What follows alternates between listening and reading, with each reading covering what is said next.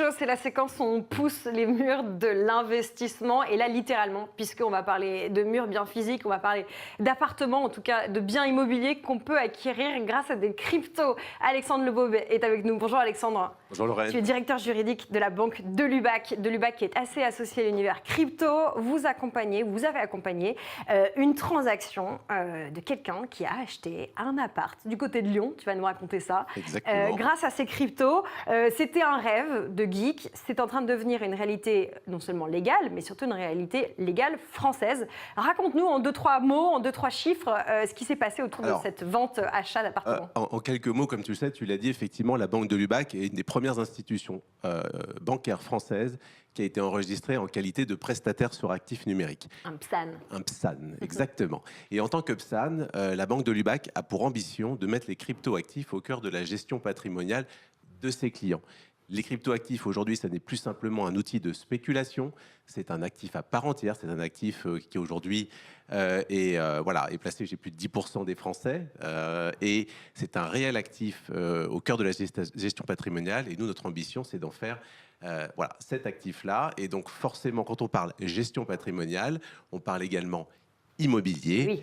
Et surtout en France. Surtout en France. Et l'idée, c'était de faire en sorte que ces deux univers puissent se rencontrer. En gros, tu nous dis que, bon, je vais te dire avec mes mots à moi, mais vous avez pas mal de clients qui ont des cryptos, ils ont besoin de faire des choses avec ces cryptos. L'achat immobilier s'impose comme un truc assez intuitif, en fait. Et donc, du coup, un jour, tu as un client qui est venu te voir en disant « Aidez-moi à acheter avec des cryptos ». C'est ça qui s'est passé? Alors, presque. Mais c'est effectivement toujours une histoire de rencontre.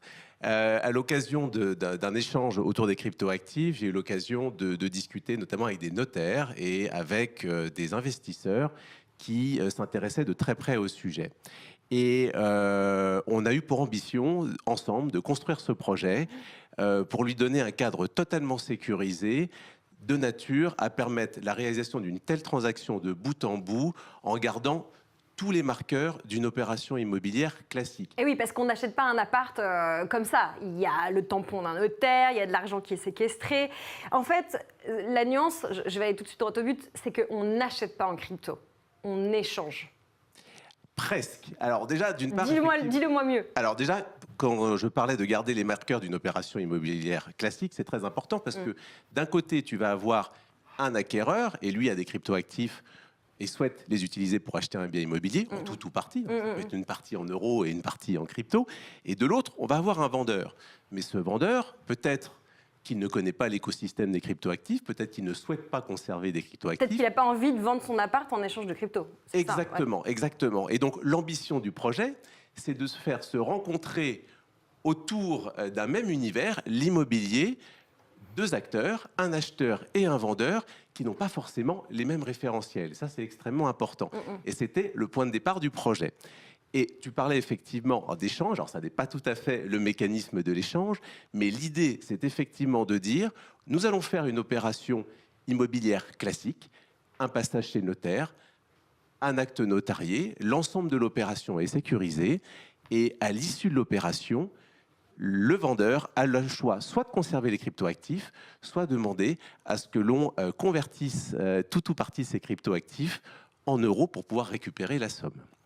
Bon, ça veut dire que toi, ton rôle de banquier, enfin celui de ton équipe, c'est quoi dans cette transaction, dans cette opération? Alors, nous avons deux rôles. D'une part, il y a le rôle de la banque de Lubac en tant que PSAN, prestataire sur actifs numériques. En tant que PSAN, nous allons ouvrir dans les livres de la banque un wallet. Donc le wallet, c'est là où on stocke les cryptoactifs, un peu l'équivalent du compte bancaire, mais pour les cryptoactifs, dans lequel nous allons conserver les cryptoactifs nécessaires à l'opération. Ouais. Concrètement, un bien immobilier est affiché à un prix de 200 000 euros. L'acquéreur souhaite payer, mettons, la moitié du prix de vente en cryptoactifs, mais ça pourrait être l'intégralité. Nous allons conserver, consigner l'équivalent de ces 100 000 euros dans ce wallet séquestre, dans ce wallet de consignation, jusqu'au terme de l'opération. Ce wallet est évidemment sécurisé. Le notaire a un accès à ce wallet pour s'assurer que les fonds sont bien disponibles dessus. Et à l'issue de l'opération, en fonction des instructions qui ont été communiquées par le vendeur, soit celui-ci récupérera les cryptoactifs, soit nous assurons la conversion si ce dernier souhaite récupérer des euros. Mais on arrive au point sensible, parce que la conversion, quand là aujourd'hui Bitcoin, par exemple, si la transaction est en Bitcoin, parce que je crois qu'en l'occurrence elle était plutôt en Ether celle-ci, mais on va prendre Bitcoin parce que tout le monde suit à peu près le cours de Bitcoin. Elle était même mixte puisque nous avions de l'Ether et de l'USDC qui est un stablecoin. Bon, Voilà. on va juste prendre l'exemple de Bitcoin pour comprendre cette histoire de conversion. Bitcoin est monté autour de 125 000 $. Là, il est plutôt autour de 108 $. On est le 22 octobre. Là, moi, je viens de vendre mon appart. J'accepte d'être payé un peu en crypto, mais en fait, à quelques jours près, entre 125 000 et 108 000, j'ai l'impression d'y perdre. Comment vous arrivez à communiquer autour de cette conversion et comment donner la rassurance, enfin comment rassurer le vendeur s'il voulait accepter des cryptos que ça ne varie pas trop avec le taux de, la variation du Bitcoin, quoi. C'est une excellente question. Déjà, effectivement, l'ambition du projet, c'est bien qu'elle se réalise en tout ou partie en cryptoactifs. Il n'y a pas une conversion préalable des cryptoactifs en euros avant l'opération. Si conversion il doit y avoir, c'est après, à l'issue de l'opération, à l'issue de la vente. C'est-à-dire qu'on achète un bien tangible avec un actif qui peut bouger. Tout à fait. Comment ça se passe très concrètement ? L'acquéreur va... parce que quand on fait une opération immobilière, bien évidemment, et qu'on souhaite qu'elle soit totalement sécurisée, tu l'as dit, on passe chez le notaire. Ouais. Ça, c'est un prérequis, ça permet de sécuriser l'opération. C'est même pas un prérequis, c'est nécessaire et obligatoire. En France, de toute façon. Oui, c'est un prérequis. Deuxième chose, auquel, et c'est une excellente chose, auquel les banques et les notaires sont soumis, c'est toute la réglementation autour de la KYC, de la LCB-FT. Donc connaître le vendeur, connaître ses clients et savoir d'où provient l'argent nécessaire à l'acquisition du bien, ou en l'occurrence d'où proviendraient les cryptoactifs nécessaires à cette acquisition. Donc nous allons procéder à un audit complet des actifs nécessaires à la réalisation de l'opération. Ceci étant dit, les actifs ne seront transférés sur le wallet de consignation que la veille ou l'avant-veille de l'opération. En effet, on aura tout préparé en amont, et les actifs ne seront à l'image un peu des fonds qui sont transférés à la Caisse des dépôts. Ils le sont rarement 3 semaines avant. En général, c'est quelques jours ou quelques heures avant l'opération. Et là, c'est la même chose. Les actifs sont transférés quelques jours ou quelques heures avant l'opération. Et il faut savoir que, bien évidemment, nous avons prévu un garde-fou qu'on appelle une clause d'arrosage. Oui, parce que si dans le KYC, il y a des voyants rouges qui s'allument, l'opération, elle peut capoter. De toute façon, s'il y a des voyants rouges dans le KYC, l'opération ne se fait pas, puisque tant les établissements bancaires, PSAN ou les notaires sont tenus à cette réglementation. Et si on a le moindre doute sur la provenance des actifs nécessaires à la réalisation d'une opération... En gros, on ne va pas pouvoir blanchir ces cryptos en achetant des apparts, quoi. Pas du tout, surtout pas. Non, pas du tout, au contraire. Tout est contrôlé à l'image d'une opération classique. Et c'est ça aussi sur quoi on insiste. Nous conservons tous les marqueurs d'une opération immobilière classique. Deuxième chose, tu parlais de la volatilité et du fait qu'entre le moment où je fixe mon prix et le jour J, mes actifs peuvent varier, effectivement. Nous, ce qu'on a prévu, c'est une clause d'arrosage. Concrètement, ça veut dire quoi ? C'est que si j'achète, par exemple, un bien 50 bitcoins, l'équivalent de 50 bitcoins, mettons, le bitcoin est à 100 000 euros, pour faire simple, un appartement à 500 000 euros, au lieu de mettre simplement les 50 bitcoins, je vais mettre un petit peu plus sur le wallet de consignation. Je vais peut-être en mettre 51 ou 52. Le jour de l'opération, on va opérer, à l'heure de l'opération, on aura le cours exact et on pourra transférer la propriété des cryptoactifs au cours exact. Si un reliquat existe, bien évidemment, on le restitue à l'acquéreur à l'issue de l'opération. Un tout petit mot, parce que tu ne peux pas nous dévoiler trop d'infos sur cette transaction, mais ce n'est pas une transaction monstrueuse. Elle fait moins d'1 million d'euros. Tout à fait. C'est un bien du côté de Lyon, dans Lyon, autour de Lyon. C'est un bien dans Lyon, exactement. Le profil, si tu peux nous faire un persona de l'investisseur qui a fait cette transac et peut-être les investisseurs qui pourraient faire la même chose. Est-ce qu'il y a un profil type ?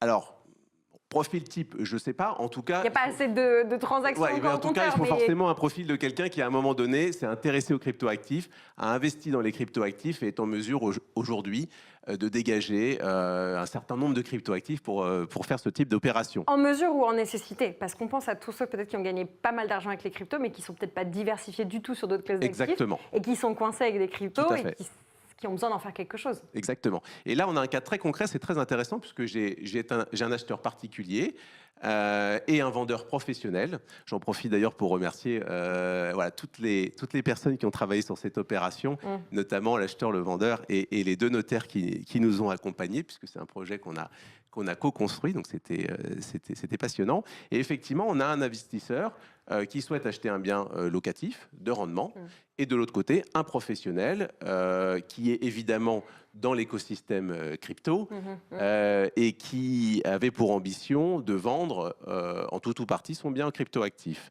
Et nous avons pu réaliser cette opération qui s'est faite pour partie en cryptoactifs, 30% du prix de vente, et le reste en euros. Tu disais, donc crypto, c'était de l'Ethereum et un petit peu de stablecoin. Alors, c'était principalement du stablecoin, de l'USDC, donc pour ceux qui ne le sauraient Dis-nous pas. avec des mots de tous les jours, qu'est-ce que ça veut dire? Concrètement, un stablecoin, c'est assez intéressant puisqu'il est adossé à une devise, une monnaie, telle que le dollar ou l'euro. En l'occurrence, l'USDC est adossé au dollar, ce qui confère un énorme avantage, à savoir que la volatilité est moindre par rapport potentiellement que celle de cryptoactifs comme le Bitcoin ou le Solana, par exemple. On pourrait débattre sur la volatilité du dollar, mais il nous faudrait une autre émission là. Exactement. Donc on avait effectivement un petit morceau du prix en Ethereum et le reste en USDC et une partie en fiat. Donc on avait voilà, cette configuration-là qui était optimum et le fait est qu'en plus nous avions un vendeur qui souhaitait conserver à l'issue de l'opération les cryptoactifs. Mais si le vendeur nous avait dit « je préfère récupérer des euros » ou « je préfère conserver la moitié en euros, la moitié en crypto », naturellement, on aurait, selon ces instructions qu'on aurait recueillies au préalable, on aurait effectué la conversion nécessaire à l'issue de la vente.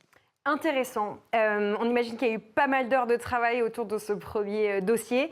Si tu te projettes, Alexandre, dans 2 ans, est-ce que ce marché il a un potentiel de s'industrialiser ou est-ce qu'il va rester réservé à, j'allais dire, des élites? Je ne suis pas sûre qu'on parle d'élite parce qu'on parle de gens qui ont un peu de patrimoine en crypto. Ce n'est pas forcément des grandes fortunes. C'est ce que évidemment, tu es soumis à la confidentialité, même si j'ai pu échanger avec différentes parties prenantes de cette transaction. Voilà, on n'est pas sur des profils high net worth. Pas nécessairement. En réalité, on est principalement sur des profils qui sont pionniers, voilà, qui peut-être. sont pionniers, qui sont crypto-friendly, qui ont des cryptos dans leur patrimoine, qui ont envie de les utiliser, voire de les réinjecter dans l'économie traditionnelle. Donc oui, on peut avoir des grandes fortunes, mais on aura également voilà, des pionniers en matière de crypto qui souhaitent utiliser ces crypto-actifs. Merci beaucoup Alexandre Lebauve de la Banque de Lubac pour cet échange. L'immobilier qui rencontre le Web3, c'est maintenant.